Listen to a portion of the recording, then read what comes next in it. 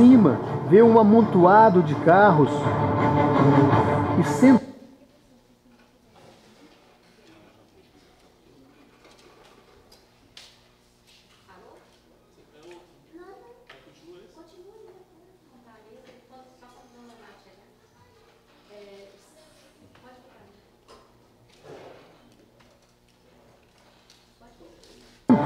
de tendas coloridas no meio da floresta.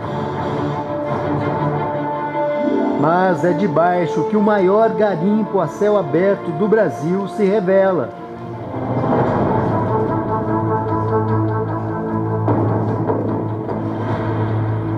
Uma serra no interior do Mato Grosso, ocupada por pelo menos 5.000 pessoas.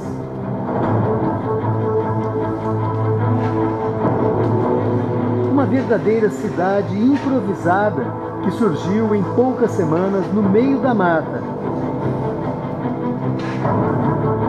Aqui, todos são movidos por um sonho dourado. O cheiro do ouro tem que entrar, né? Para ir atrás do ouro, é preciso subir o morro.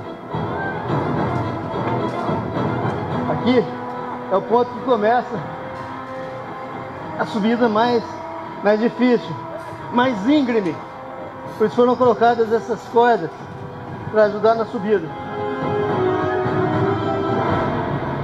Entrar na terra em valas com até 25 metros de profundidade. Para descer, como é que faz aqui? A descida é naquela escada lá, né? Essa escada? É, essa escada ali de corda, a escada Adeus Mamãe. Adeus Mamãe. É. Entrar em galerias que se transformam em labirintos.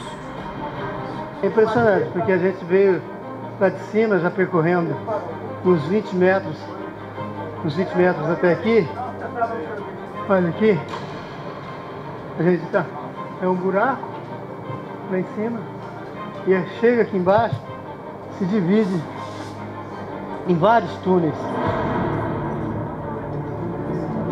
Até que o ouro brota da terra na frente de nossas câmeras. É essa cor aí que você queria ver.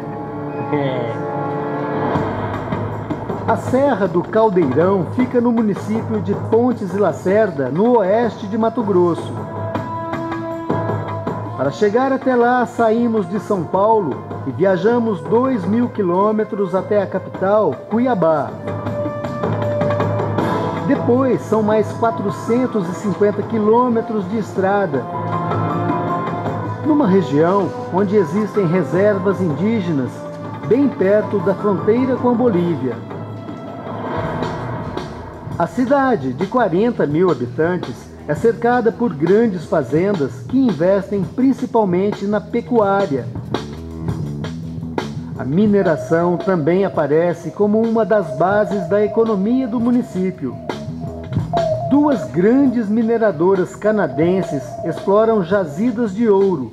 Juntas, empregam cerca de 2.000 pessoas. O geólogo Daniel Atêncio explica que o ouro na região de Pontes e Lacerda foi formado há mais de 1 bilhão de anos. Estudos geológicos confirmam. O local guarda uma enorme riqueza em ouro. Desde os anos 80 existem trabalhos publicados lá, onde os geólogos já reconheceram pelo menos 20 locais de afloramento, 20 depósitos diferentes de ouro. Os primeiros sinais de ouro em Pontes e Lacerda, fora da área explorada pelas mineradoras, apareceram semanas atrás, quando 2 garimpeiros foram presos por exploração ilegal na Serra do Caldeirão. Pouco depois da prisão, mais garimpeiros começaram a ostentar riqueza na cidade. Alguns faziam pagamentos em ouro, até que as redes sociais entraram em ação. Fotos de grandes pepitas de ouro apareceram em aplicativos de mensagens instantâneas. Algumas pedras são enormes. Nesta, os garimpeiros colocam um copo de cerveja em cima da pepita. A notícia de ouro em grande quantidade fez com que muitos moradores abandonassem o emprego para se aventurar no garimpo. Tanta gente que as ruas da cidade ficaram assim, praticamente vazias. Mas esse movimento tranquilo engana, viu? O comércio de Pontes e Lacerda nunca vendeu tanto em tão pouco tempo. Nesta loja de ferragens foi preciso repor o estoque de pás e picaretas. Nos primeiros dias da corrida do ouro, 600 picaretas foram vendidas em apenas uma semana. Não demos conta. Devido à grande demanda, a gente teve que abastecer o estoque aí várias vezes. Aceita pagamento em ouro aí? Com certeza, né? Ouro é dinheiro, né? A concessionária bateu o recorde de vendas de automóveis. O aumento foi de 80% nas vendas, a maioria com pagamento à vista.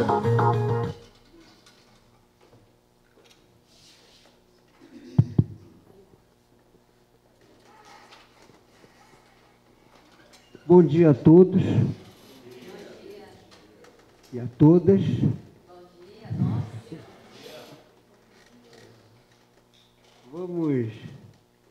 Queria agradecer a presença de todos, em primeiro lugar, e começar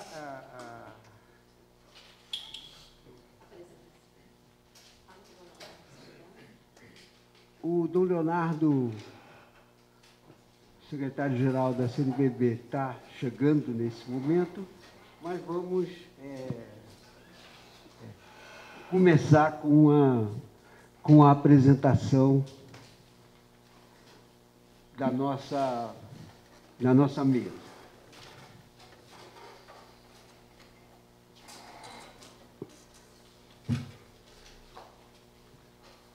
Professor Saulo Rodrigues Pereira Filho, é geólogo pela Universidade do Estado do Rio de Janeiro, UERJ, doutor em Ciências Naturais pela Universidade Heidelberg,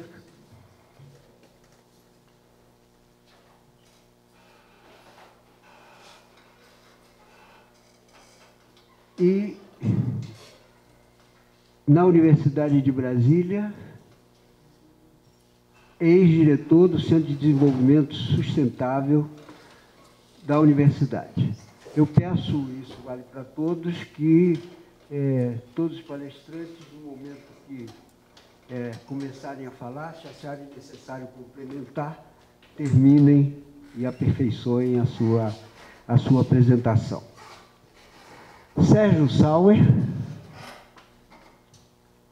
doutor em Sociologia pela Universidade de Brasília e professor da UNB, na Faculdade da UNB de Planaltina e nos programas de pós-graduação em Meio Ambiente, Desenvolvimento Rural e Sustentabilidade junto aos povos e terras tradicionais.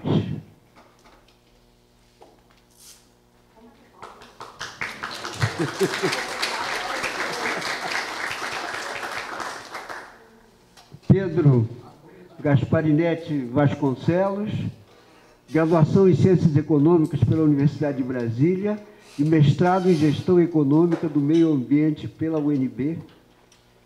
Atualmente é bolsista do IPEA e o PNPD, como nível de mestre, alocado na Secretaria de Assuntos Estratégicos e consultor em estudos de viabilidade econômica na NCA, Engenharia e Meio Ambiente.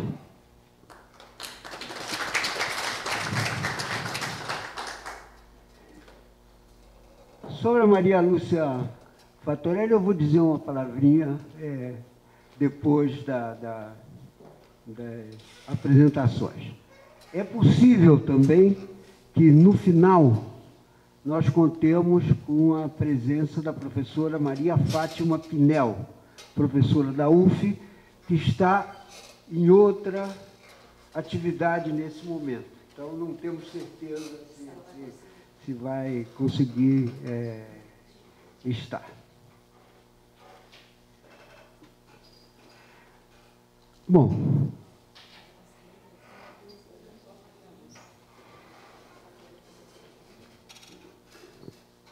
sobre a organização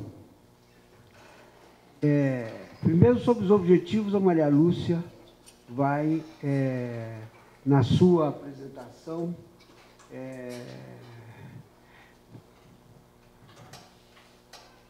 falar sobre o que a comissão que organizou definiu como os objetivos do nosso seminário.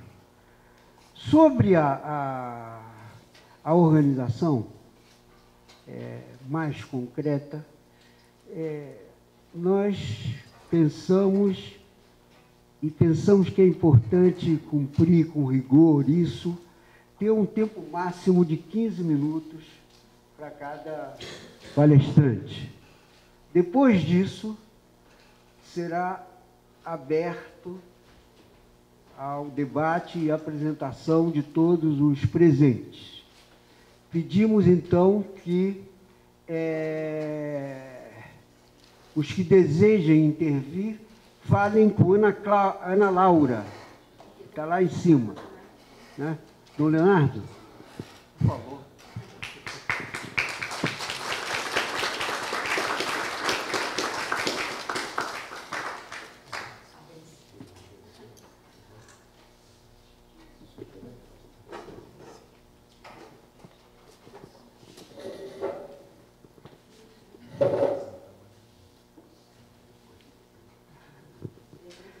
Bom, isso. Nós estávamos, Dom Leonardo, na apresentação da mesa. Então, tenho o prazer de apresentá-lo. Que Dom Leonardo fará a abertura do nosso seminário. Está presente também Dr. Carlos Moura, secretário executivo da Comissão Brasileira de Justiça e Paz. Dom Leonardo, vou me limitar ao seu tempo de episcopado, né? Nomeado em 2005, bispo pelo Papa João Paulo II para a prelazia de São Félix, em Mato Grosso, ordenado bispo no dia 16 de abril, no mesmo ano, pelo cardeal Dom Paulo Evaristo Arnes. De 2007 a 2011, membro da Comissão Episcopal para os Ministérios Ordenados e a Vida Consagrada da CNBB e vice-presidente do Regional Oeste 2 da CNBB. No dia 10 de maio de 2011, foi eleito secretário-geral da CNBB. Foi eleito membro delegado pela CNBB para participar como padre sinodal da 13ª Assembleia Geral Ordinária do Sínodo de Bispos, a se realizar no Vaticano, que já é realizado no Vaticano em 2012. E no dia 20 de abril de 2015 foi reeleito secretário-geral da CNBB. Prazer em tê-lo aqui presente.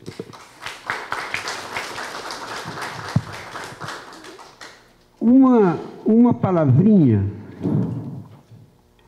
sobre rápida sobre a origem desse seminário.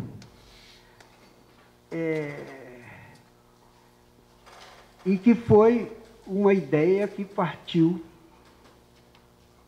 da Maria Lúcia Fatorelli, da Auditoria Cidadã da Dívida, que propôs a CNBB e a CBJP a realização desse seminário pela importância que o tema da dívida ecológica, mencionada pelo Papa Francisco na encíclica Laudato Si, tinha no contexto desses eventos, especialmente do nosso evento aqui em Brasília. E tendo em vista um fato que a gente comentou no começo, conhecido de todos, da morte do Rio Doce e da morte de gente e uma quantidade de perdas ecológicas tão importante e, até agora, sem nenhum ressarcimento. E isso era um escândalo que lembrava outros iguais e que merecia uma reflexão e a articulação de uma ação concreta, prática, para evitar que essa impunidade se repetisse no futuro. Maria Lúcia tem sido a alma criadora da Auditoria Cidadã da Dívida, e com a qual a CBJP tem e a CNBB também, uma parceria de muito tempo em várias iniciativas e lutas, né? E termino, então, a parte da organização do seminário. Eu registro que, depois das falas dos palestrantes, será aberto para todos vocês, intervenções, para que todo mundo possa se manifestar com um máximo de 3 minutos. Quem quiser falar, já entre em contato, como eu disse, com a Maria Lúcia, para fazer suas intervenções. E, depois disso, até 5 minutos para cada um dos palestrantes. Então, até o final. Passo, então, a palavra para o Dom Leonardo para a abertura.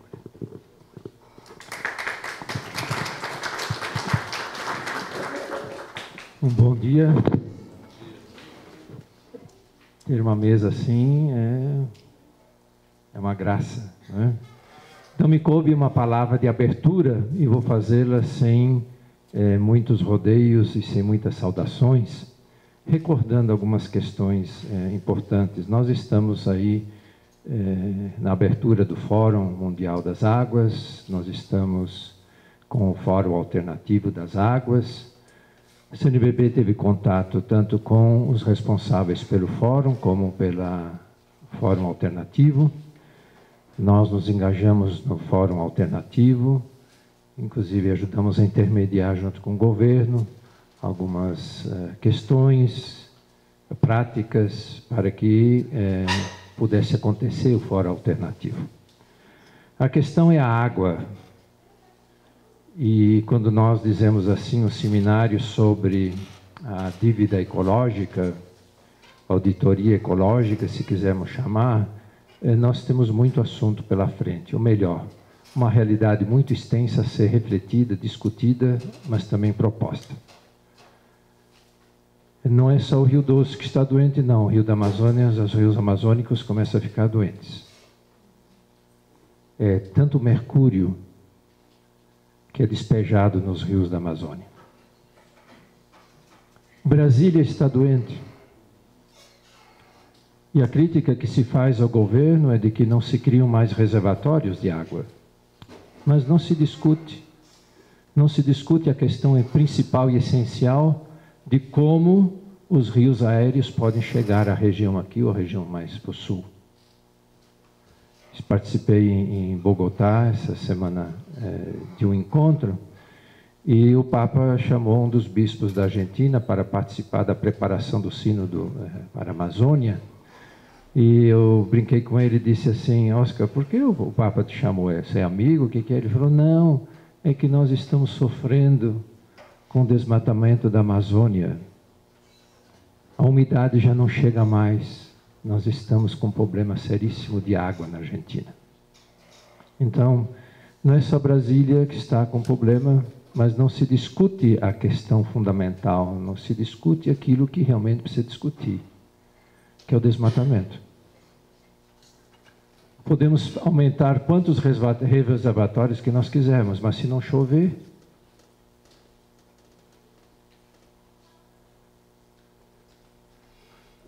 e mais, nós estamos justamente numa região das fontes de grandes rios. Veja o que está acontecendo em Brasília, as fontes estão desaparecendo. A experiência que nós tivemos em São Félix do Araguaia com as águas é de que ao redor onde haviam fontes, nós começamos a cercar o lugar, deixar o mato nascer, e com o passar de 3, 4 anos, aparecia de novo a fonte. Mas nós não estamos preocupados com as fontes, nós não estamos preocupados com o desmatamento. Talvez nós aqui estejamos, mas a sociedade brasileira não está. Os meios de comunicação não se interessam por essas coisas. Se interessam em ter reservatório, ter água, mas não percebem que existe um fenômeno de desvirtuamento das nossas ações que está levando à falta de água. É por isso que a Laudato Si vem nos ajudar muito, Eu queria lembrar que o tema é seminário. Seminário significa semeadura. Seminário significa cultivo, né? A gente diz assim, seminário onde os rapazes ingressam para depois serem ordenados ou fazerem a sua caminhada. Seminário é o lugar da maturação, o lugar da discussão, da reflexão, da síntese, das propostas. Seminário, portanto, uma caminhada. E talvez esse seminário possa nos ajudar nesse sentido, de que realmente nós façamos uma caminhada. Claro, quase todos os que estão aqui têm preocupação com não apenas a questão da água, mas com questões políticas que envolvem a questão da água, com questão da auditoria da dívida pública, que tem a ver também com água. Parece que não, mas tem. E eu queria lembrar o sentido da palavra ecologia, que foi inventada por um pensador alemão para poder fazer uma ciência a respeito da natureza, né? Então, oikos é casa, logos é palavra, e esse final ia é ação. Nós poderíamos talvez dizer assim, que a ecologia é a ação do cuidado da casa comum. Mas nós o fazemos nesse cuidado no diálogo, portanto, do logos, pela palavra. E aqui estamos para fazer uso da palavra, para podermos compreender que tipo de ação está pedindo a nossa casa comum. Então, ecologia nós vamos usar a palavra, nós vamos debater, isto é, através da palavra, vamos expor aquilo que pensamos através da palavra. Isso é uma ação nossa, de cada um de nós, mas para tentarmos ver até que ponto nós podemos realmente ter ações que nos ajudem no cuidado da casa comum. E realmente nós temos um débito muito grande com a natureza. Nós temos. Eu queria lembrar 2 palavrinhas que dão a tônica de todo o texto da Laudato Si. O Papa, ao comentar o texto do Gênesis, onde está traduzida normalmente nas nossas traduções, quer para o latim, quer para as outras línguas, normalmente nós traduzimos dizendo que Deus pediu para Adão dominar a terra. E o Papa faz uma hermenêutica muito interessante, partindo da palavra, que não coloca lá, mas a partir da palavra dominus. Domui é casa, dominus é Senhor. E que ele usa a palavra, vai fazer hermenêutica do cuidado e do cultivo, para superar a dominação, para superar a agressão, para superar a exploração da natureza, nós aqui, da água. Ele propõe o cuidado e o cultivo. É uma hermenêutica muito interessante. E esse modo de hermenêutica perpassa todo o texto, porque é o modo da relação. Nós fazemos, como diz ele, parte de um todo. Os micro-organismos da Terra fazem parte de um todo. Nós não os vemos. Mas quando usamos tantos inseticidas, por exemplo, sobre a soja, devagar se criam na terra manchas cinzentas onde não cresce mais nada. Por quê? Porque desapareceram os micro-organismos. E eu apalpei isso. A terra, ela parece ser cinza, não só a cor. Ela não tem mais vida. Ela perdeu a vida porque aquelas vidas, que são os micro-organismos que deixam a terra ser viva, foram mortos. E a morte desses organismos leva à morte da nossa terra. Então nós formamos um todo. É por isso que o Papa vai usar a palavra casa comum, onde nós habitamos e nós estamos em relação com todo. Talvez o nosso encontro, o nosso seminário possa nos ajudar a termos ações através da nossa palavra, das nossas decisões da casa comum, mas especialmente de vermos como podemos cuidar e cultivar. E eu queria terminar dizendo o seguinte, que talvez nós não vamos discutir muito, mas é vital no meu modo de entender que nós discutamos a questão da dívida pública. Porque tem a ver também com a natureza, sim. Tem a ver com a nossa terra, tem a ver com a nossa casa comum, sim. Porque esse rio de dinheiro que está indo, ele poderia ser muito bem aplicado em outras questões como saúde, educação, segurança, meio ambiente, ecologia. Um bom encontro, um bom seminário, que daqui nós sejamos os semeadores e as semeadoras da esperança. Nós sejamos homens e mulheres que realmente acreditam de que nós somos uma casa comum e que nós não desejamos explorar a terra, mas desejamos cuidar da terra e cultivar a terra. Um bom seminário.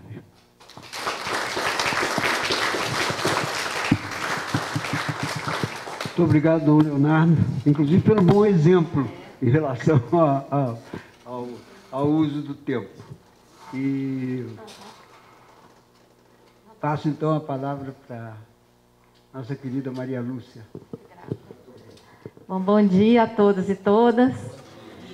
Essa semente já nasce abençoada com as palavras do Dom Leonardo, né? E com a presença de todos vocês aqui hoje, muito grata, num domingo de manhã, né? Um presente muito grande. Eu vou ficar de pé aqui do cantinho, porque eu vou olhando para as telas. A ideia de... Esqueci que nós temos... A ideia de fazer esse seminário surgiu a partir do diálogo de alguns objetivos com o nosso coletivo da Auditoria Cidadã e da CBJP, da CNBB. Nós chegamos a esses objetivos. Olha, nós queremos desencadear um processo. Hoje é só uma primeira semente, como muito bem colocado pelo Dom Leonardo. O que nós queremos? Em primeiro lugar, reunir pessoas interessadas no tema da dívida ecológica. O debate da dívida ecológica está praticamente na estaca zero no Brasil. Está muito atrasado. Está praticamente na estaca zero. Então, nós queremos reunir pessoas interessadas para, de fato, dar passos largos e tirar esse atraso. Nós queremos conhecer outras expectativas, outras experiências e fontes de informações sobre dívida ecológica, inclusive legislação correlata, não só aqui no Brasil, como em outros países. No Equador, por exemplo, já se entende a terra como a nossa mãe, a Pachamama, está na Constituição equatoriana. Então, é aí que a gente tem que chegar. Nós queremos construir conjuntamente o conceito de dívida ecológica, porque o conceito que já está colocado é como se fosse uma questão apenas de países explorados e países exploradores. E não são apenas outros países que são exploradores.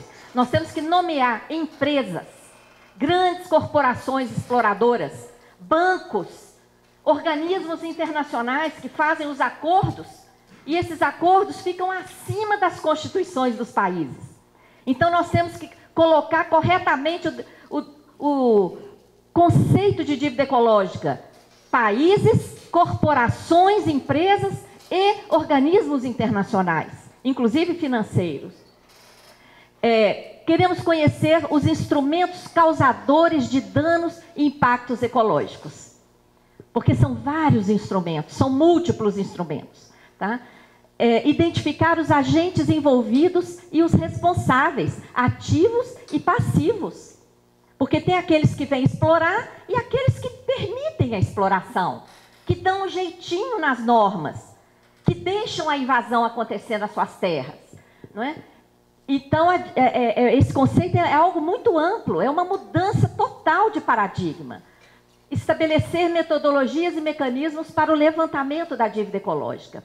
estabelecer o período do levantamento. Que período nós vamos fazer? Nós vamos começar do levantamento atual e ir regredindo? Nós vamos fazer um levantamento histórico, desde que o Brasil foi invadido há 518 anos atrás? Nós vamos enumerar os antecedentes? Qual período nós vamos trabalhar? E nós podemos ter vários projetos. Não precisa ser uma definição única. Nós podemos, por exemplo, começar com o tempo atual e, eventualmente, um outro grupo ir levantando o histórico.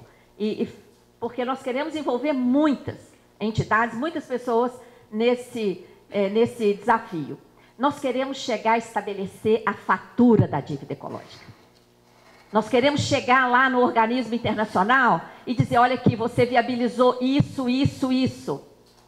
As coisas não têm preço. As pessoas mortas, a terra morta, o rio morto, os animais, os micro-organismos, nada disso tem preço. Mas tem valor. Tem valor.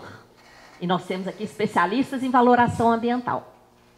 E como esse pessoal aí, os devedores da dívida ecológica, só entendem de cifra, nós queremos chegar para eles com uma fatura.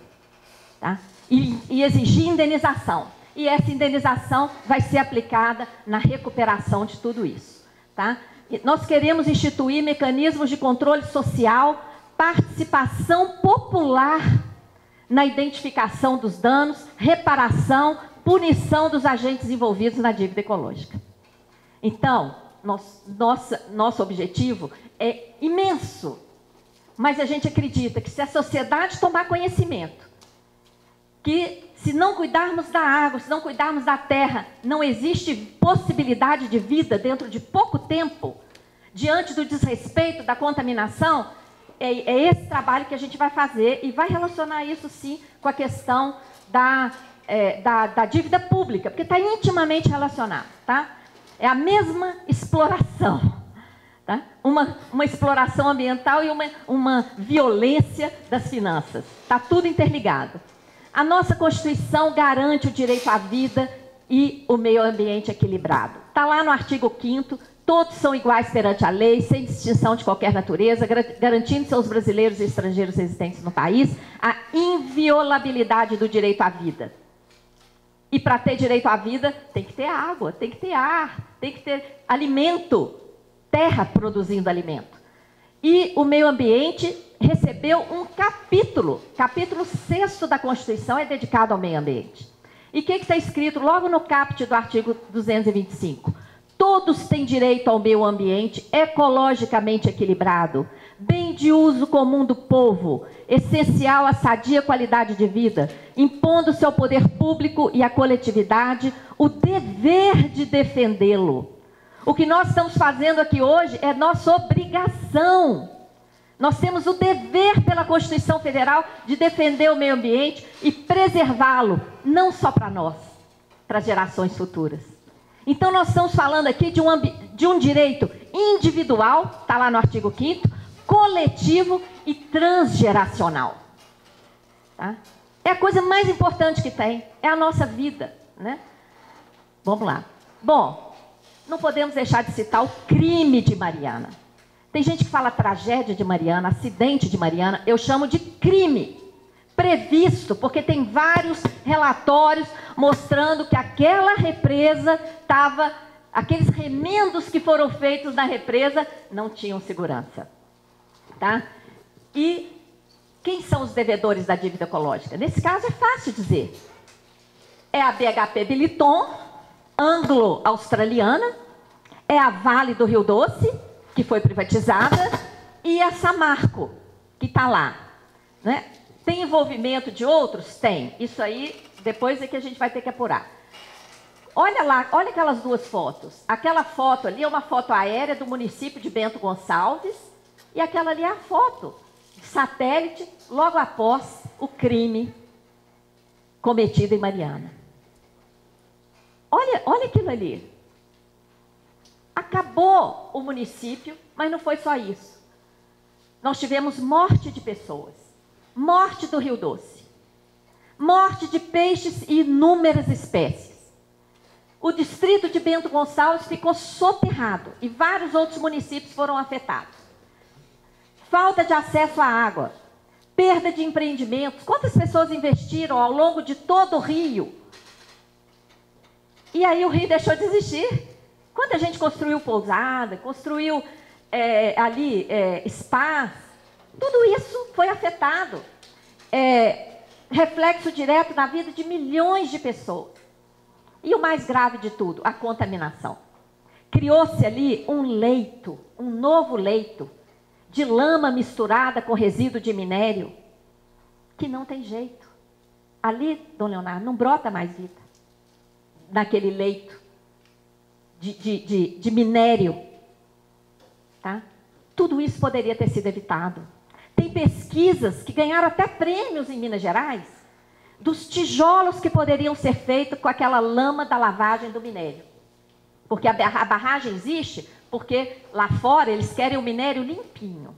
Então a água suja do minério fica lá. Tem estudos premiados. Poderiam fazer lajotas para calçamento de estradas, inclusive deixando espaço para a terra respirar, muito mais saudável do que asfaltos. Várias coisas poderiam ser feitas, mas não querem usar aquilo ali de forma digna, saudável, né? Só lucro. Isso aí é um caso incontestável de dívida ecológica. Mataram pessoas, o Rio Doce, peixes, inúmeras espécies, né? As fotos são impressionantes, as fotos da época. Aquela terra vermelha parecia que o rio estava sangrando, né? E estava mesmo. Em Minas Gerais também nós temos o caso do nióbio, um escândalo. Nióbio é um dos minerais mais importantes hoje para a tecnologia. Todo mundo que está aí com o celular na mão, os aviões, satélites, foguetes espaciais, usinas nucleares, nada disso funciona sem nióbio. O Brasil tem 98% do nióbio do mundo. A maior exploração atual é em Minas Gerais, na região de Araxá. As antigas águas curativas de Araxá agora estão contaminadas de bário. Isso não tem preço, mas tem valor. Vai ficar por isso mesmo? E quanto que Minas Gerais recebe da venda do nióbio? Uma unidade da federação, uma UFENG, por tonelada de nióbio extraído limpo. Sabe quanto vale a UFENG? R$ 2,72. E aí não tem dinheiro para saúde, para educação, para etc. Porque o lucro, a exploração, está acima de tudo, né? Tem também o caso lá de Belo Monte. São inúmeros casos, né? Em Belo Monte, populações indígenas foram afetadas. O rio Xingu foi feito um ressecamento, foi feito um desvio do rio Xingu, e exatamente no lugar do rio Xingu, que foi seco, tiraram, olha aqui, Belo Sun, uma empresa canadense, 88 milhões de toneladas de ouro. Belo Monte foi criada para permitir a extração do ouro da melhor qualidade. E onde está escrito ouro da melhor qualidade? É no site da Belo Sun canadense. Tá? Tem um vídeo aqui, o link, quem chegou mais cedo, a gente já passou, mas depois todos vocês que chegaram, espero que tenham deixado o e-mail na lista, vocês vão receber essas apresentações, tá bom? Tem aquele link para um vídeo de 9 minutos que foi feito, que retrata esse escândalo que foi a construção de Belo Monte, para viabilizar a extração de 88 milhões de toneladas de ouro da melhor qualidade, além de diamante e outros minerais. Tá? O Papa, aliás, antes do Papa, o Luiz Henrique Lima, um professor que nós convidamos também para estar aqui, mas por problema de saúde ele não pôde, ele diz que todo instrumental teórico da economia do meio ambiente, da economia ecológica, da contabilidade ambiental, conduz ao reconhecimento da existência da dívida ecológica. Todos os estudos reconhecem. O que pode haver, ele diz, é controvérsia quanto à sua amplitude, quanto ao procedimento para calculá-la, não, porém, quanto à sua existência. Tá? E a gente não tem também a pretensão de chegar na melhor fórmula, na fórmula perfeita para calculá-la. Mas alguma coisa tem que começar a ser feita. e vai corrigindo no meio do caminho, concordam? O que não pode é ficar, ah, não dá para fazer por isso, não dá para fazer por aquilo e não faz. Não, vamos começar a fazer? Pode não ser a perfeita, mas vamos começar a caminhar. O que não pode é continuar essa dívida ecológica à vontade, a exploração à vontade, o dano ambiental à vontade e todo o risco imposto à terra, à nossa pátria mama e à sociedade. Terminou meu tempo, 2 minutos, vou concluir. A dívida ambiental bom, vamos lá. A fala do Papa Francisco na Laudato Si, eu posso passar rápido porque Dom Leonardo já falou, mas eu quero frisar uma frase dele ali, ó. Há uma verdadeira dívida ecológica, particularmente entre o norte e o sul, ligada a desequilíbrios comerciais com consequências no âmbito ecológico e com o uso desproporcionado dos recursos naturais efetuado historicamente por alguns países. Tá? Então, essa é a nossa linha. Nós vamos seguir a linha do Papa Francisco. Ele colocou: os povos em vias de desenvolvimento, onde se encontram as reservas mais importantes da biosfera, continuam a alimentar o progresso dos países mais ricos à custa do seu presente e do seu futuro. Né? Ele já pontuou também essa questão. E no caso, está aí, ó, Dom Leonardo já nos brindou na sua fala a relação direta da dívida financeira com a dívida ecológica. O Papa também falou nisso. Deixa eu voltar ali no lugarzinho que ele fala. Ah lá, ele começa lá em cima falando: a dívida externa dos países transformou-se num instrumento de controle. O Papa também falou nisso, tá? Por quê? Olha o orçamento 2017. 40% para juros. 40% do orçamento federal. E para gestão ambiental? 0,12%.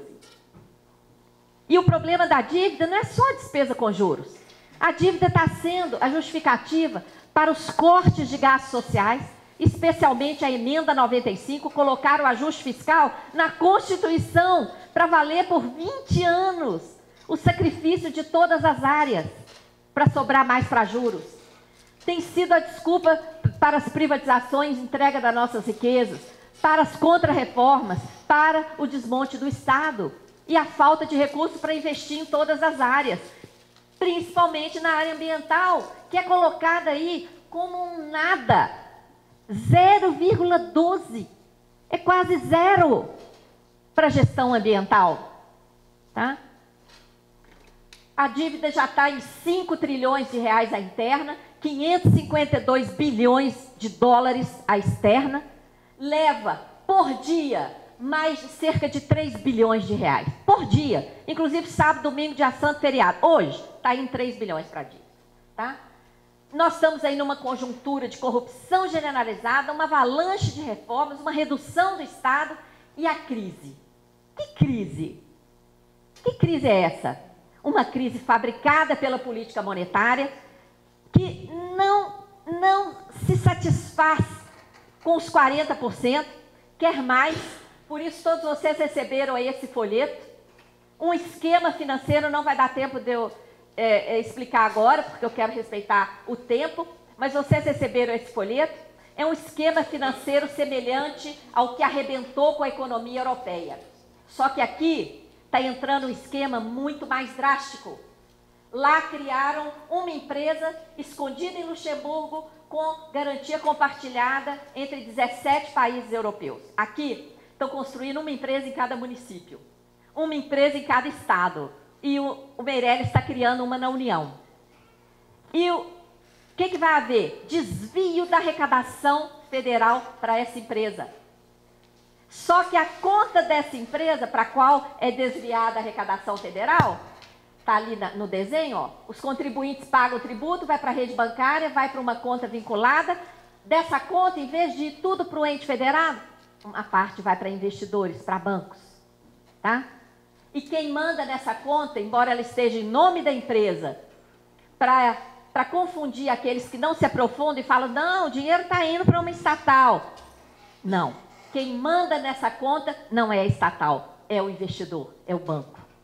Isso é gravíssimo, gravíssimo. Vai comprometer os orçamentos públicos de todas as esferas e vai faltar mais dinheiro para tudo. Então, O sistema da dívida é esse sistema que tem todas essas engrenagens, não é?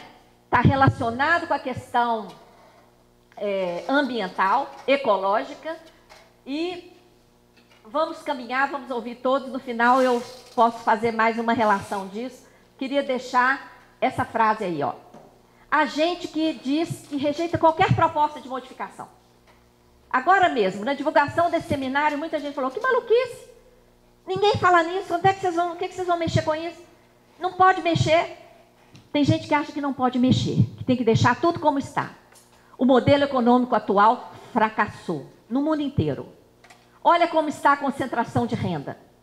O Brasil é o país da maior concentração de renda do mundo. E desigualdade social gera violência, não é? Nossa, o que nos move é isso aí, ó. Brasil, nona economia mundial, um dos países mais ricos do planeta, tem o maior estoque de capital natural do planeta. Nós somos o mais rico do mundo em estoque natural, segundo a Global Environment Facility. Temos a pior distribuição de renda do mundo, 79º no ranking dos direitos humanos. Tá? Então, por isso que nós acreditamos que é urgente mudar. Tá? E desigualdade social, nós somos os campeões da desigualdade social. Desigualdade social gera violência. Nós estamos aí com intervenção no Rio de Janeiro, anunciada intervenção para outros lugares. É por aí que a gente tem que caminhar? Ou é na distribuição de renda, garantindo vida digna, acesso à saúde, à educação, a emprego? Se a nossa população estivesse empregada, jamais estaria na violência. É isso, gente, está tudo interrelacionado. Muito grata, fico depois à disposição para responder as perguntas.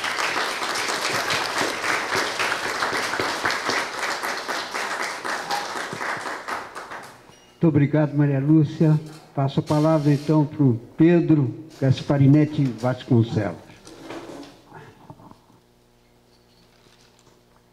Bom dia a todos. Queria agradecer primeiro a Maria Lúcia Fattorelli pelo convite. Só me apresentando de novo, fazendo uma pequena retificação.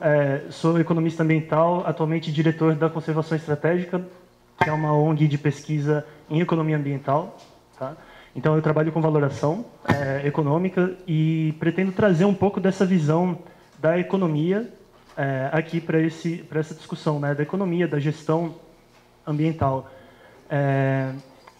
Eu acho que uma coisa interessante, assim, o que a economia tenta fazer atualmente em termos de comunicação é influenciar a tomada de decisão, né? Então, quem que a gente precisa atingir para justamente mudar a política pública, mudar leis? São gestores, são inclusive empresários, são deputados, e a gente precisa conversar com eles de uma maneira que sensibilize eles, né? Então, esse é um grande desafio, né? E a gente precisa trabalhar, então, esse tipo de linguagem, porque a linguagem que talvez as pessoas que trabalham com o meio ambiente estejam acostumadas, e que é uma linguagem importante, é muitas vezes falar, olha, vai se extinguir uma espécie, você vai ter um dano X, Y, e aí o tomador de decisão pensa, tá, mas essa espécie, o que ela vai influenciar, né? O que as pessoas vão sentir?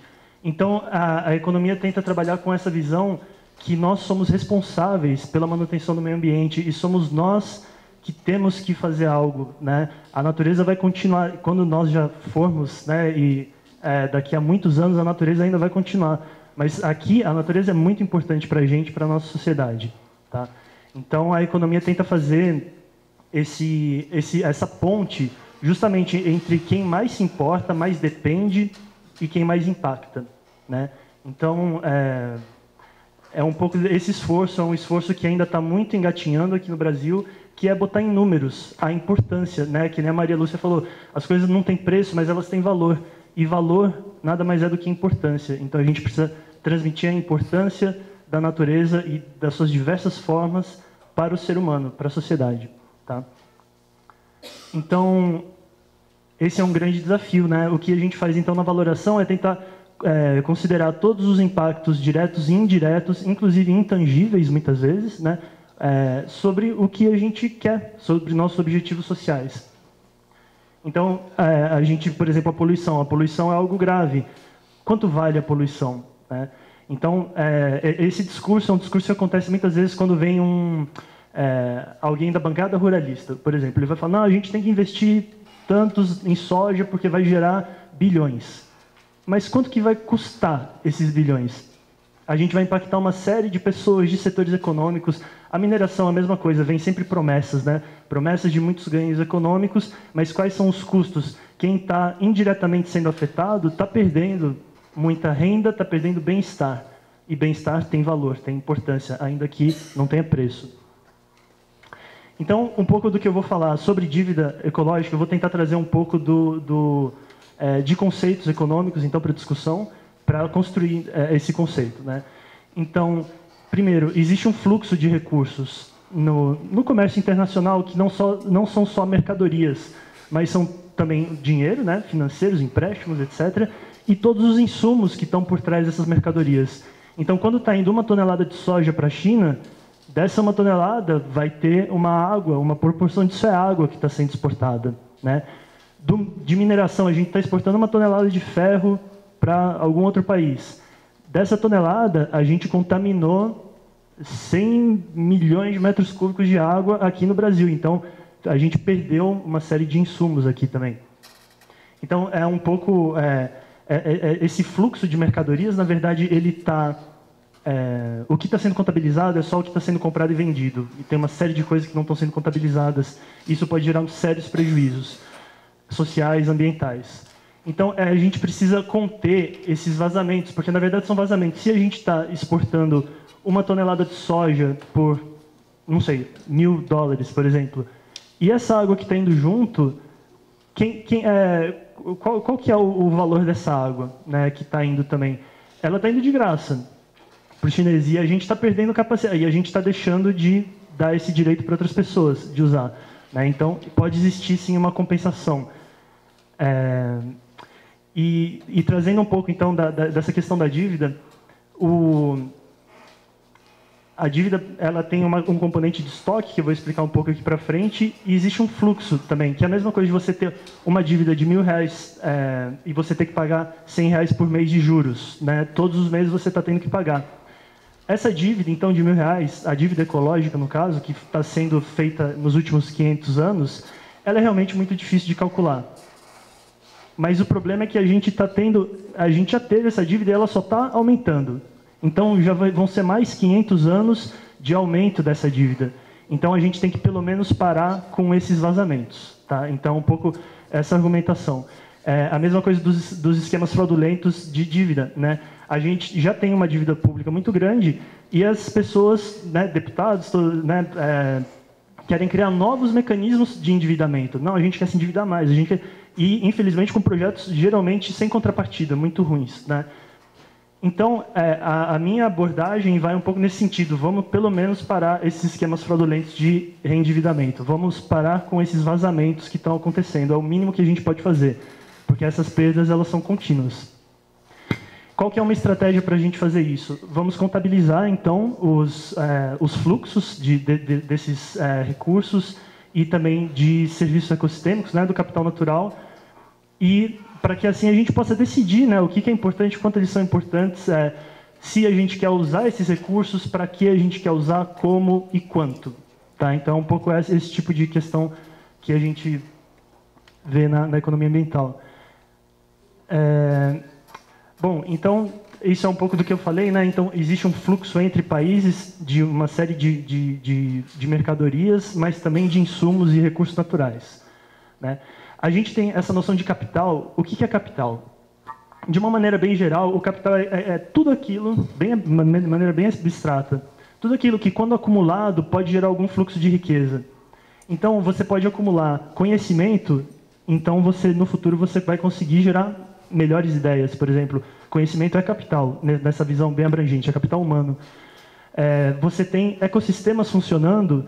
Se você tem esse ecossistema funcionando, você vai conseguir produzir água, você vai conseguir produzir peixe, você vai produzir uma série de serviços ecossistêmicos, né? Então, o ecossistema é capital também. Uma noção, eu acho que para a gente um pouco entender a noção de estoque e fluxo, é um pouco aquela formulinha que relaciona massa e energia do Einstein, né? A massa é um estoque que ele pode ser convertido em energia, né, em fluxo. Então é mais ou menos isso. A gente tem uma dívida que é um estoque, só que a gente tem os juros, a gente tem esse fluxo constante, que aqui no caso a gente está perdendo esse fluxo, né? Na verdade ele está sendo exportado sem contrapartida. Então, aqui no caso, esse crédito ecológico, ele é referente a tudo de capital natural que está sendo exaurido. Ele, na verdade, a gente está dando esse crédito, só que é um crédito que provavelmente nunca vai ser pago, é isso que já passou, né? O problema é que, então, a gente não pode dar esse crédito, a gente tem que parar com esse vazamento, né? E contabilizar, pelo menos, para que a gente possa, no mínimo, cobrar uma compensação. Porque nem toda dívida ela é ruim, né? Você pode se endividar e fazer um grande projeto com essa dívida. O problema é que a gente muitas vezes não faz, né? Então, eu acho que essa é uma questão interessante de esclarecer. Dívida não necessariamente é ruim. Ela pode viabilizar várias coisas, só que, no caso, a gente está bobeando. A gente não está aplicando isso direito, né? A gente está perdendo o capital natural, que vai ser muito importante para próximas gerações, né? E capital natural também é capacidade produtiva. Tem vários estudos que trazem que você desmata uma floresta, por exemplo, isso vai reduzir a quantidade de água em rios, vai diminuir a polinização, e isso pode gerar perdas produtivas de 10%, por exemplo, para a agricultura. Então, é do interesse de todos cuidar da nossa casa, né? Cuidar dos ecossistemas. Aí eu trago um pouco esses prejuízos e essa questão da exportação. Por exemplo, quando a gente exporta soja e carne, a gente está exportando para a China, por exemplo, né? E a gente está prejudicando nossa capacidade de manutenção. Quer dizer, na verdade, existe um problema de subinvestimento, né, em meio ambiente, em capital natural aqui. A gente não está cuidando, não está fazendo a gestão, não faz monitoramento da qualidade das águas, não faz planejamento de uso. Tem uma série de problemas nas nossas políticas públicas, né, e nos investimentos em políticas públicas, que eles precisam ter recursos, inclusive. Então, a questão de gestão ambiental ela é uma questão que envolve a mobilização de recursos humanos, recursos financeiros, para a gente cuidar disso, né? Não basta só a gente escrever no papel que a água é um direito de todos. A gente precisa desenvolver os mecanismos e os procedimentos para garantir isso, tá? Então, essa é uma questão interessante. E quanto vale a pena investir, então, em meio ambiente?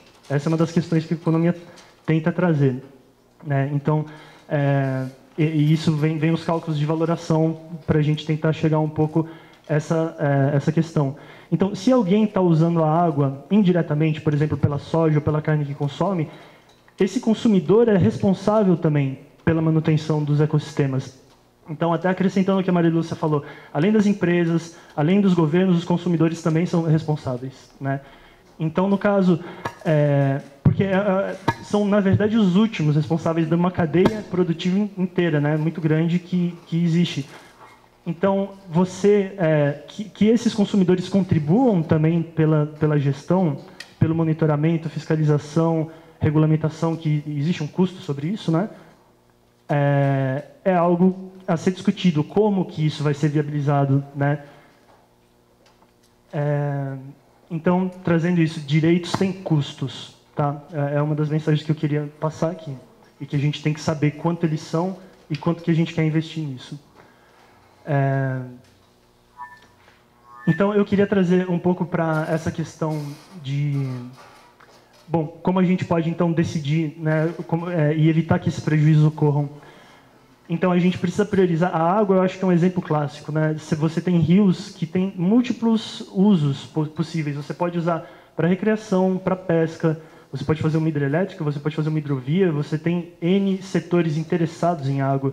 Como a gente vai priorizar isso? O que é mais importante? O que a gente quer, né? Então, essa é uma questão que não é trivial, tá? Não basta só a gente falar que a água vai ser só para isso, porque... vai vir, por exemplo, um agricultor e vai começar a captar água, às vezes sem outorga, né? Então, a gente tem que discutir na questão de gestão mesmo, quais são os instrumentos de gestão que a gente tem disponíveis hoje. Hoje em dia, a gestão da água é feita pela outorga, que é uma permissão de uso. E esse uso é um uso privado, certo? São agricultores, são empresas que estão usando essa água. Ou seja, essa água... ela está sendo privatizada ela já é privatizada, a outorga dá esse direito de uso privado de água. E não só água de empresas, é água dos consumidores também, a gente usa isso, né? E uma hidrelétrica usa. Então, existem vários usos privados que hoje em dia são dados direitos, tá? Então, essa é outra mensagem que eu queria passar. A água já é privatizada hoje em dia, tá? Porque existe esse uso privado. O problema é como que a gente vai dar essas outorgas. Hoje em dia, o processo é bem arbitrário, os critérios não são muito claros e existe muita gente se apropriando da água, mesmo sem outorga, né? Eu acho que já saíram várias notícias aqui de bombas enormes, canos enormes, dragando a água do rio sem outorga. Por que eles conseguem fazer isso? Porque a gente não consegue monitorar isso, não pune isso, né? Ou seja, falta energia para a gente botar isso para impedir que isso aconteça, tá? E, por outro lado, então, a gente tem essa questão de priorização de uso, que, na verdade, é muito deficitário. Como a Agência Nacional de Águas prioriza?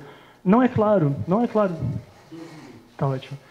Então, por isso que eu queria trazer, fazendo essa ponte, inclusive, que eu me propus a fazer aqui, né, entre economia, entre também ambientalistas, tomadores de decisão, né, eu queria trazer só um ponto de vista que, primeiro, da problematização dessa questão de privatização, né, que ela já existe, e de cobrança pelo uso da água, que é algo diferente, né, também.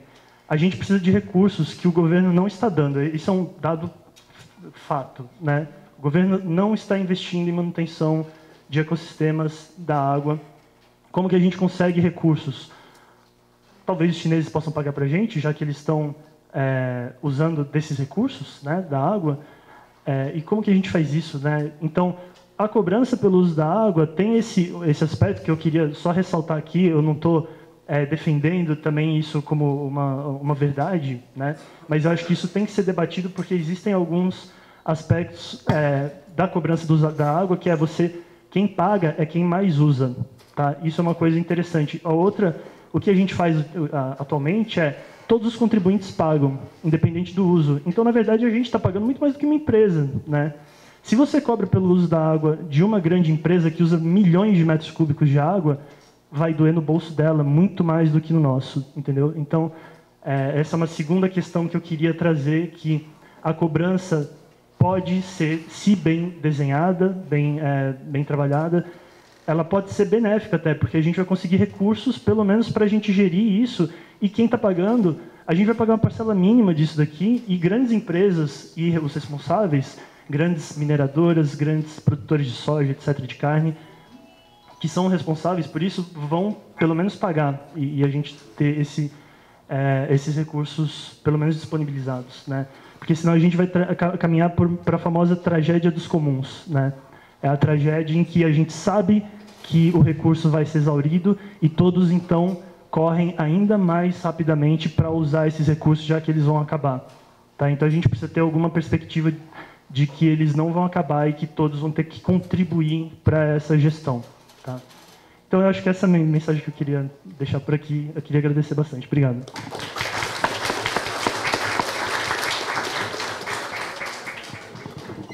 Professor Sérgio Sauer, por favor. Bom dia a todas. Bom dia. Bom dia. Pronto. Ao mencionar o nome da Maria Lúcia, gostaria de agradecer todo o coletivo aí da Auditoria Cidadã pelo convite. Realmente uma oportunidade, pelo menos para mim, um prazer dividir essa mesa com o Pedro, com a própria Maria Lúcia, com o Saulo. Mas e é por isso eu vou ficar sentado também, tá? Isso tem uma questão corporal importante, eu já explico. É uma oportunidade e fiquei muito feliz quando a Maria Lúcia disse, olha, esse é o nosso primeiro passo de um longo debate e tal, porque eu acordei hoje de manhã com a decisão de que eu vou colocar alguns questionamentos a esse tema da dívida ecológica, tá? Então, já que abrindo para o debate, eu vou fazer, não sei se é exatamente o papel do diabo, mas eu gostaria de pelo menos levantar algumas questões que me parecem serem centrais.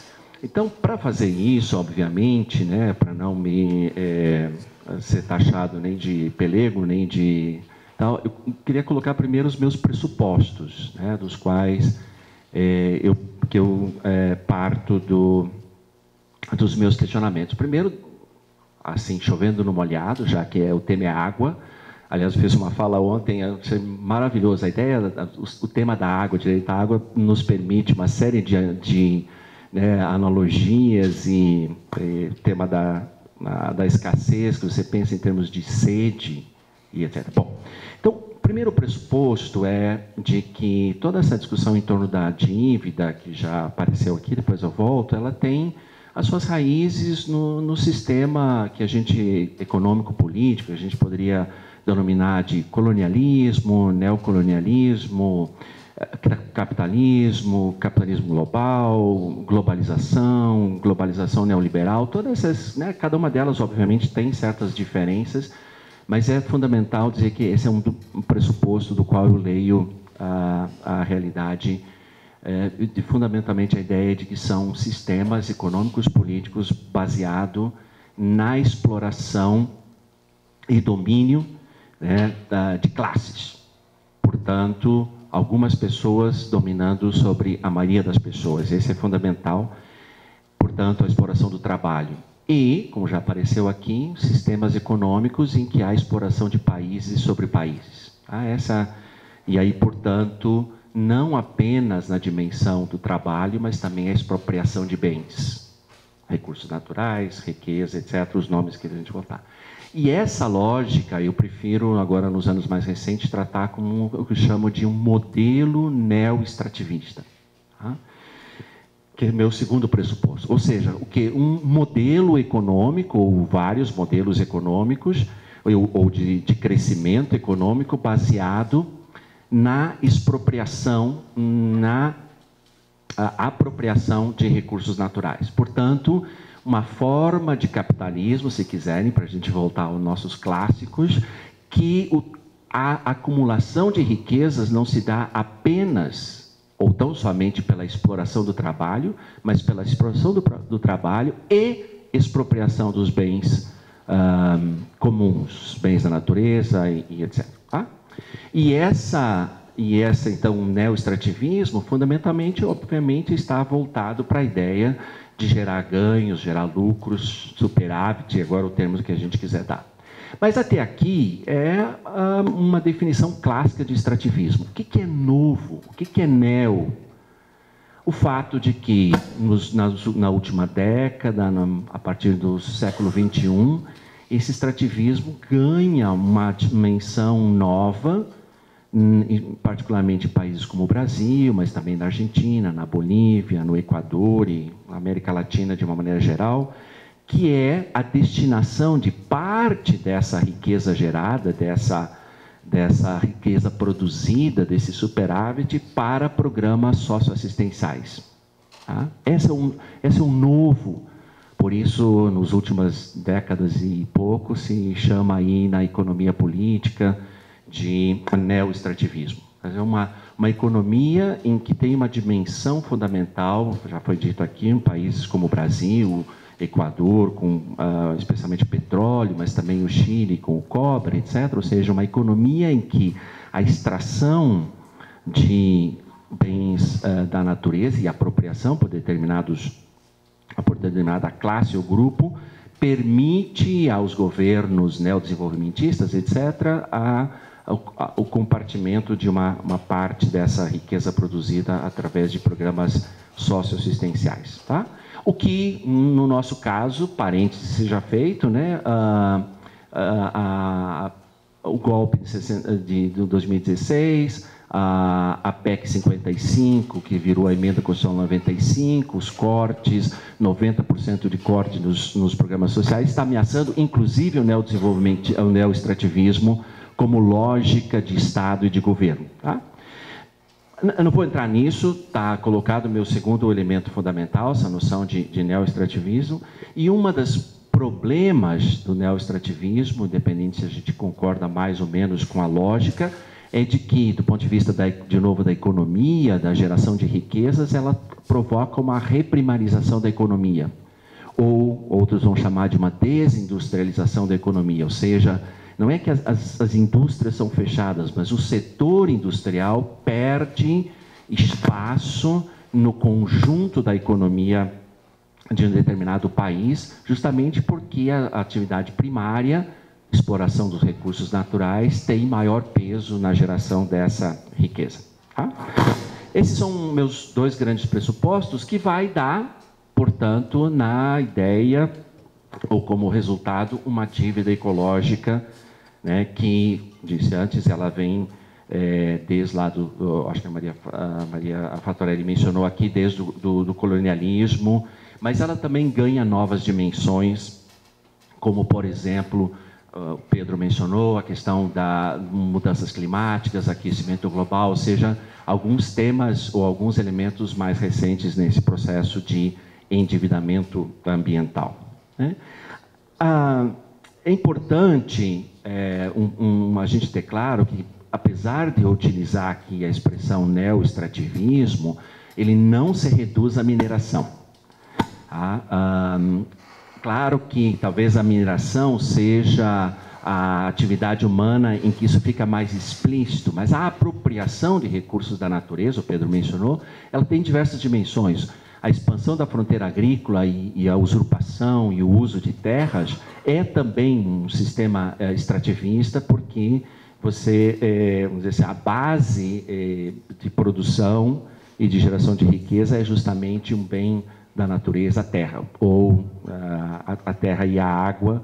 E aí é importante lembrar, né, que quase 70% do uso da água no Brasil é com a agricultura, não é com a mineração. A mineração está em torno de 10%. Eu não estou tirando a mineração do coisa, eu estou tentando ampliar o meu conceito de neoextrativista.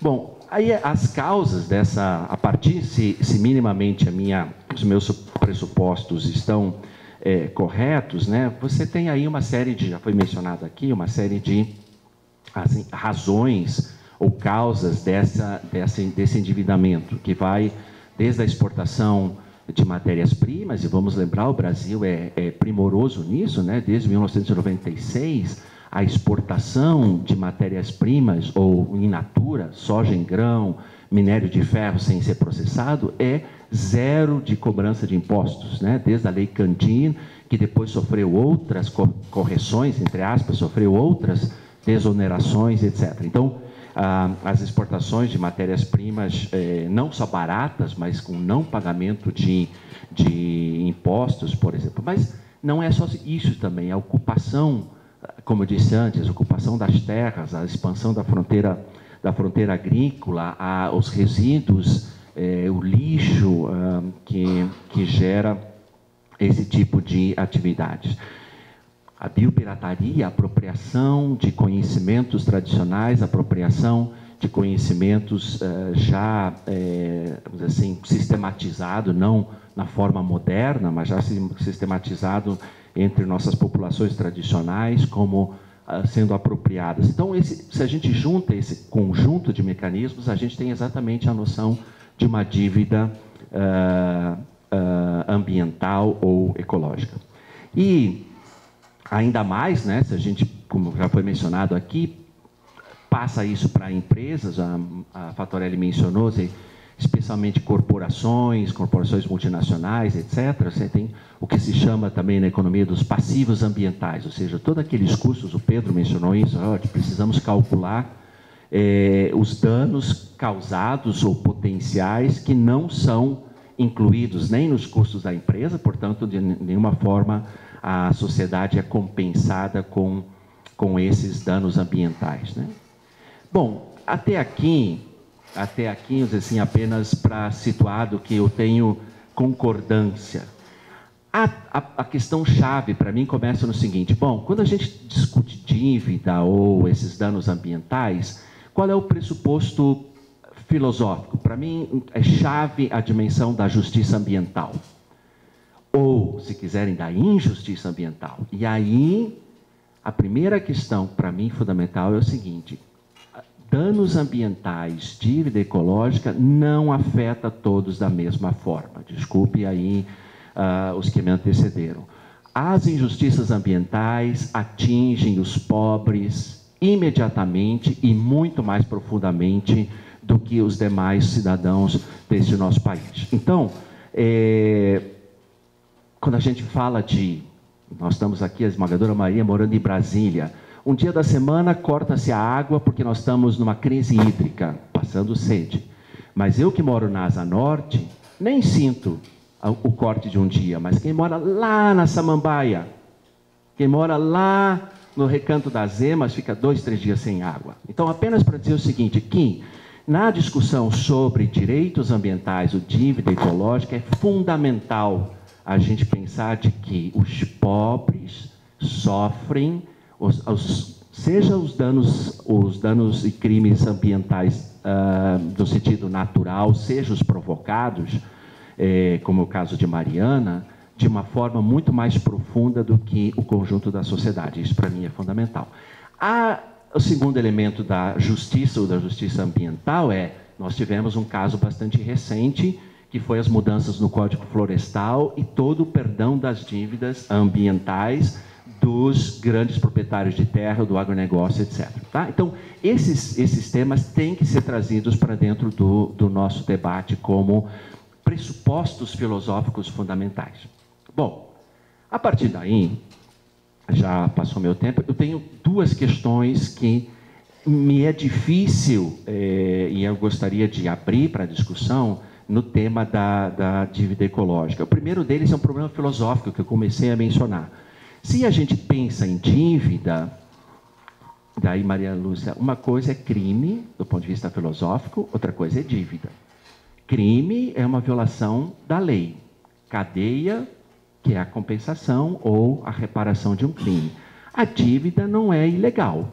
A dívida, inclusive, na economia, etc., é a ideia de capacidade de endividamento. Você sabe disso melhor do que eu. Num capitalismo financeirizado, a dívida hoje o principal item de negócio. 2 minutos. Então, como a Maria Lúcia entende e tal. Então, um problema filosófico se a discussão é dívida, então não é crime.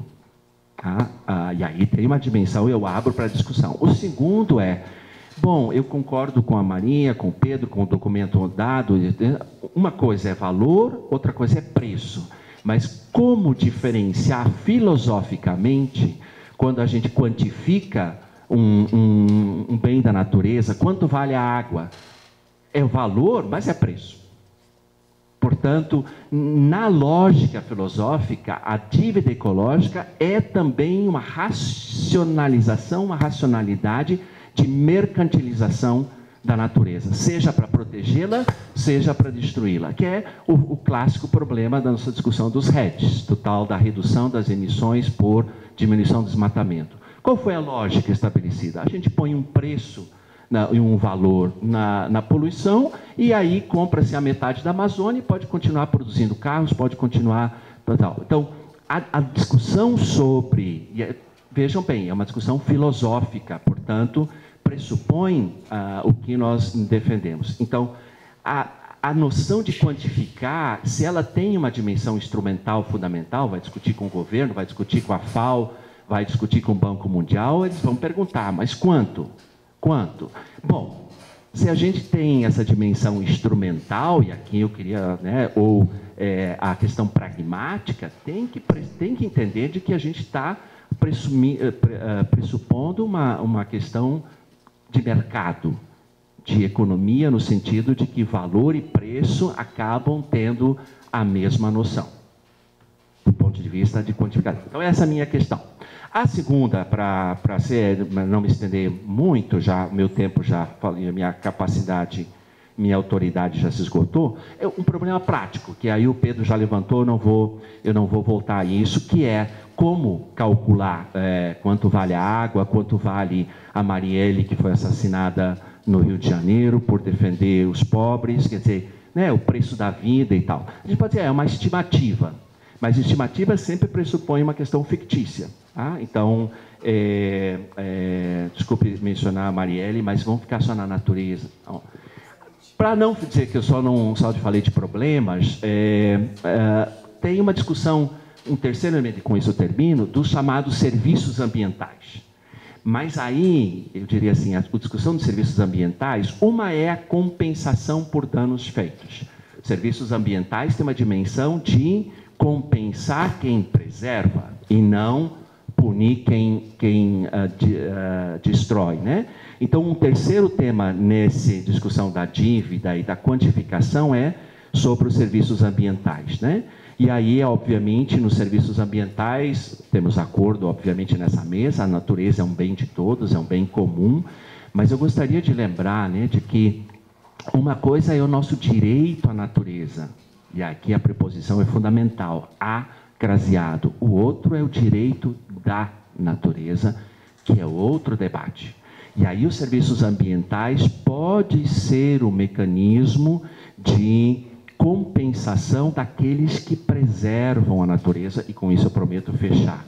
E uma das questões para mim fundamentais na justiça ambiental é que nós precisamos recolocar na pauta de que é sim preciso, agora contradizendo tudo o que eu disse antes, quantificar os serviços que prestam, por exemplo, as comunidades tradicionais, os povos indígenas que produzem água. Porque ao preservar a floresta, ao preservar, e tem dados oficiais sobre isso, as áreas mais preservadas nesse país não são os parques nacionais, não são as unidades de conservação de uso integral, mas são as unidades de conservação de uso sustentável, as RESECs, as APAs, onde há comunidades tradicionais e os povos indígenas. Então, o que eu gostaria de trazer para a mesa é um pouco isso, de que nós temos sim que enfrentar um debate mais filosófico quando a gente pensa em quantificar a natureza e até que ponto a nossa valoração não é reduzida numa precificação. Obrigado.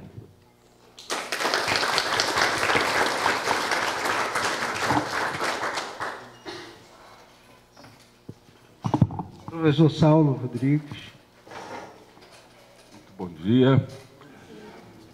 Eu queria primeiro agradecer o convite, né, feito pela Maria Lúcia, agradecer à Auditoria Cidadã, à Comissão Brasileira de Justiça e Paz, a CNBB, pelo convite, e dizer que é um prazer muito grande estar aqui no FAMA, né, como uma atividade do Fórum Alternativo Mundial da Água, e que é muito importante que esteja sendo realizado esse fórum alternativo, uma vez que, dentro do Fórum Mundial, há uma nítida representação ou subrepresentação da sociedade civil, dos movimentos sociais, uma vez que há um claro domínio do establishment político e econômico, né? Então, é muito importante a realização desse fórum para que a gente possa tratar de temas que certamente estarão ausentes lá no fórum. Então, a questão da dívida ecológica, que somos credores, né? Esse é um tema, sem dúvida, como o Sérgio acaba de levantar, provocador, né?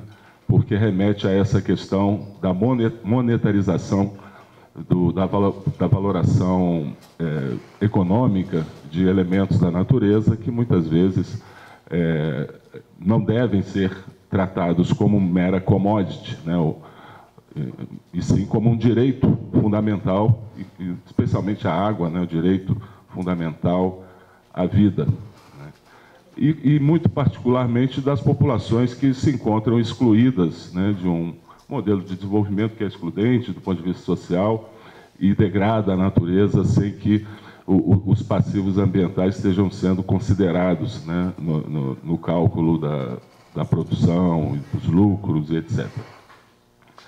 A minha atuação aqui na UNB, no Centro de Desenvolvimento Sustentável, tem sido há muitos anos na questão das mudanças climáticas. Eu fiz toda a minha trajetória, desde que eu me formei em Geologia, foi na área de Meio Ambiente, de Ciências Ambientais, e de 10 anos para cá eu venho me dedicando muito a esse tema das mudanças climáticas, e isso claramente tem uma importância muito grande quando a gente discute a água, o acesso à água, o direito à água e as questões socioeconômicas relacionadas e políticas também, né? Então, eu vejo a questão do clima como um aliado muito importante, né? Desde do surgimento do conceito de desenvolvimento sustentável, a questão climática faz renascer um debate muito importante sobre essas questões de justiça social e de justiça ambiental, né, que estão colocadas e não estão de forma alguma superadas, né? Pelo contrário, o trabalho do economista Thomas Piketty, de 2014, denominado O Capital no Século XXI, reafirma um ressurgimento da desigualdade a partir dos anos 70, da distribuição da renda no mundo, especialmente nos países desenvolvidos, objeto do estudo dele, mas pode ser estendida para o mundo todo, né? Com o advento da liberalização econômica, do neoliberalismo ganhando força, com Margaret Thatcher, Ronald Reagan. Desde então, esse movimento só fez aumentar, né, uma desigualdade da renda que vinha sendo reduzida desde o pós-guerra com políticas de Estado, de bem-estar social, etc., né? Então, é muito importante a gente ressaltar o Estado como agente regulador para justamente fazer frente às injustiças, né, as singelamente chamadas de falhas de mercado, né, desse sistema capitalista, que não leva em consideração questões distributivas muito importantes, né, distributivas de direitos e de condições de vida dignas para as populações que vivem nas periferias das cidades, para as populações que vivem no campo, da agricultura familiar, dos povos